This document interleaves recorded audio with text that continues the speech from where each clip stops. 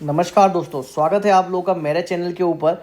और आज हम लोग सबसे पहले डिस्कस करते हैं इरेडा के आईपीओ के बारे में। जी हाँ दोस्तों, इरेडा का जो आईपीओ है वो आज 21 नवंबर के दिन ओपन हो चुका है और पहला दिन इसका निकल चुका है। तो अब हम लोग देखते हैं कि आखिर कितना ये सब्सक्राइब हुआ है। जी हाँ दोस्तों, ये देखते हैं कि इरेडा का जो आईपीओ है ये कितना सब्सक्राइब हुआ है। तो सबसे पहले अगर हम लोग सब्सक्रिप्शन की बात करें, सबसे पहले अगर मैं इरेडा के आईपीओ के रिटेल इन्वेस्टर के पोर्शन की बात करूं तो रिटेल पोर्शन जो है वो तकरीबन 1.25 टाइम जो है वो सब्सक्राइब हो चुका है। वहीं पर अगर एनआई पोर्शन की बात करूं तो 1.28 टाइम्स जो है वो सब्सक्राइब हो चुका है। वहीं पर क्यूआईबी का जो पोर्शन है वो तकरीबन 1.21 टाइम्स जो है वो सब्सक्राइब हो चुका है और एम्प्लॉय पोर्शन जो है वो लगभग 1.19 टाइम जो है वो ऑलरेडी सब्सक्राइब हो चुका है। मतलब कि आप कह सकते हैं कि पहले ही दिन जो आईपीओ है वो पूरी तरीके से सब्सक्राइब हो चुका है। नेक्स्ट मैं बात करता हूं दोस्तों एक शेयर के बारे में जिसने आज तगड़ी गिरावट दिखाई है। ब्रोकरेज हाउस ने उस कंपनी के ऊपर जो है वो अपनी रिकमेंडेशन दी है और उसके बाद उस शेयर के अंदर भारी गिरावट जो है वो हम लोगों को देखने को मिली और तकरीबन 7-7.5% की गिरावट हमें उस शेयर के अंदर देखने को मिली है। तो उस कंपनी का जो नाम है वो है दोस्तों केपीआईटी टेक। जी हाँ दोस्तों, केपीआईटी टेक के शेयर के अंदर हमें एक तगड़ी गिरावट देखने को मिली। यह है केपीआईटी टेक का चार्ट। जी हाँ दोस्तों, आप देख सकते हैं कि आज इसने 1600 रुपये का हाई लगाया और वहाँ से ये शेयर जो है वो तकरीबन 7% की गिरावट के बाद में 1510 रुपये पर ये बंद होता है और आज का जो इसका लॉ है वो रहता है इसका 1492 रुपये का। तकरीबन आप कह सकते हो कि डे लो के आसपास ही ये बंद होता है। तो एक भारी भरकम गिरावट जो है वो हमें इस शेयर में देखने को मिली। लेकिन वहीं अगर कुछ समय की मैं बात करूं कंपनी के शेयर की तो काफ़ी बढ़िया रिटर्न इसने इन्वेस्टर को दिए हैं और शेयर जो है वो लगातार ऊपर की तरफ मूव किया है। अगर मैं आपको 1 मंथ का चार्ट दिखाऊं तो भी आप देख सकते हैं कि बहुत बढ़िया सिंगल साइड इसने अपना ट्रेंड शो किया है। और वहीं पर अगर मैं 6 मंथ की बात करूं तो उसके अंदर भी आपको देखने को मिलेगा दोस्तों लगातार इस शेयर के अंदर आपको बढ़त ही देखने को मिली है। तो अब ऐसा क्या हो गया और किसने ऐसी ब्रोकरेज रिपोर्ट दी है जिसकी वजह से इस शेयर में डाउनफॉल आया है? केपीआईटी टेक के ऊपर कोटक सिक्योरिटीज की तरफ से एक रिपोर्ट आई है। उस अकॉर्डिंगली इस कंपनी का जो टारगेट है वो है 940 रुपये।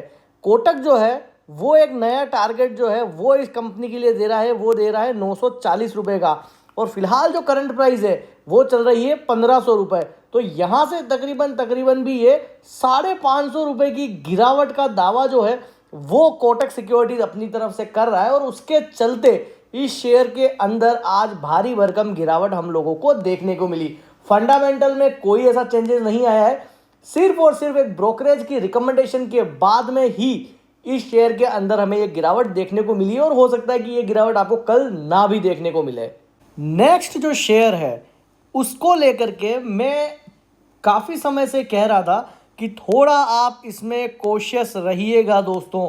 कंपनी का शेयर बहुत ज़्यादा भाग चुका है, किसी भी समय आप इसमें फंस सकते हैं क्योंकि उस कंपनी के फंडामेंटल्स जो हैं वो उस कंपनी की प्राइस को जस्टिफाई नहीं करते हैं।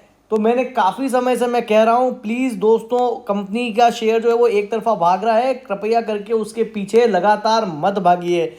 आज उस शेयर के अंदर हमें लोअर सर्किट लगते हुए देखने को मिला। कंपनी का जो शेयर है उसकी हम लोग बात करते हैं कि कौन कंपनी है वो। तो सर कंपनी का नाम है सुज़लोन एनर्जी।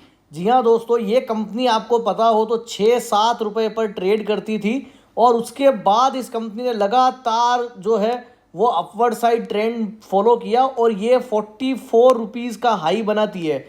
और कल इस कंपनी के अंदर हमें थोड़ी सॉफ्टनेस देखने को मिली थी और आज इस कंपनी के अंदर हमें फिर गिरावट देखने को मिली।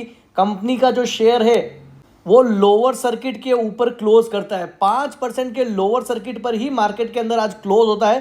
तकरीबन 11-11:15 बजे के आसपास इसमें हमें लोअर सर्किट देखने को मिला, फिर ये 11:45 बजे के आसपास ये लोअर सर्किट अगेन खुलता है और उसके बाद कुछ समय ट्रेडिंग के बाद में ये जो है वो लोअर सर्किट लग जाता है और डे क्लोजिंग तक ये लोअर सर्किट नहीं हटता है और शेयर जो है वो 40 रुपए के नीचे 39 रुपए 30 पैसे के ऊपर क्लोज होता है। तो मैं काफ़ी समय से कह रहा था सुज़लोन एनर्जी के ऊपर थोड़ा आप सतर्क रहिए। एक लॉन्ग टर्म के लिए दोस्तों मैं एक शेयर आप लोगों को रिकमेंड करना चाहता हूं। अगर आप लोगों को लगता है कि मुझे लॉन्ग टर्म इन्वेस्टमेंट करना है और उसके लिए आपको एक लॉन्ग टर्म के लिए बढ़िया कंपनी चाहिए, तो मेरे पास एक कंपनी है, मैं आप लोगों को बताने वाला हूं अभी कि कौन सी ये कंपनी है।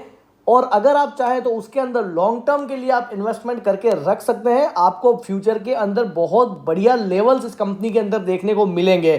कंपनी जो है वो अभी रिसेंटली एक दूसरी कंपनी से डीमर्ज होकर के इनकॉर्पोरेट हुई है और उसका नाम है जियो फाइनेंशियल सर्विसेज। जी हाँ दोस्तों, जियो फाइनेंशियल्स। जैसा कि आप लोगों को पता है रिलायंस के अंदर से ये कंपनी जो है वो डीमर्ज हुई है और अभी ये कंपनी जो है वो इनकॉर्पोरेट हुई है जिसका नाम है जियो फाइनेंशियल। जियो फाइनेंशियल का जो शेयर है वो अभी फिलहाल ट्रेड कर रहा है 220 रुपए पे। 220 रुपए पे फिलहाल अभी ये ट्रेड कर रहा है और इसका जो लाइफ टाइम लो है वो तकरीबन 202 रुपए के आसपास है।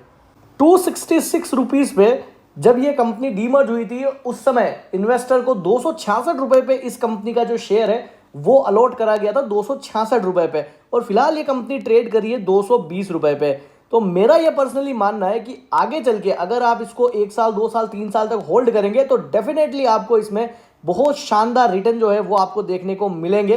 कुछ समय बाद जब इसके आप कह सकते हो कि फाइनेंशियल रिपोर्ट्स वगैरह आ जाएगी तब थोड़ा और अच्छे से ये क्लेरिफाई हो जाएगा। लेकिन मेरा ये पर्सनली मानना है 220 का जो लेवल है वो बढ़िया लेवल है, आपको यहाँ पर एंट्री करनी चाहिए। अगर गिरावट आती है तो आपको और ज़्यादा इसे एक्यूमुलेट करना चाहिए और लॉन्ग टर्म के पर्पज से करना चाहिए, शॉर्ट टर्म आपको नहीं करना है। लॉन्ग टर्म के पर्पज से अगर आप इन्वेस्टमेंट करना चाहते हैं तो आप इस कंपनी के अंदर पैसा लगा सकते हैं। रिलायंस का नाम है, वो काफ़ी है उसके लिए और आप चाहें तो लंबे समय के लिए इसमें पैसा लगा सकते हैं।